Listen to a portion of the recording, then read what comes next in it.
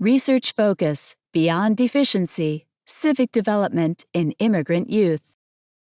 In 1996, Cynthia Garcia Call and her colleagues authored a landmark article in which they called for attention to minority children and their developmental competencies. The late 1990s were generally years during which many developmental scholars called for a broadening of developmental psychology, away from one-size-fits-all theories based on the majority culture, and toward more attention to the overlooked and distinctive competencies of minority groups. Garcia Call and her colleagues argued that, measured against the standards of the majority, children of minority social class, culture, ethnicity, or race were often found to be deficient. They urged developmental psychologists to move beyond these deficiency models.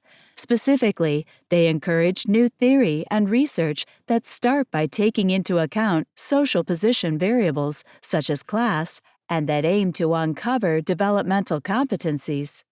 Research on civic development has seen changes according to the approach urged by Garcia Call and her colleagues. Traditionally, research on civic involvement focused on voting and support for political parties. By these measures, there is little reason to pay attention to children or adolescents since they cannot vote. Indeed, for a long time, there was very little research on civic development. Essentially, the mainstream models pertain to politics and adults. However, research on citizenship can include not only voting and involvement with political parties, but also more general involvement with others in the community, such as community service.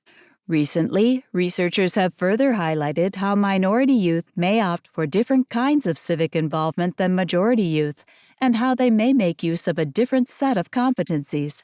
For example, research with immigrant youth in the United States shows that they are less likely than native-born youth to be involved in conventional political activities, such as displaying political campaign signs, but more likely to be involved in political activism, such as participating in a protest march.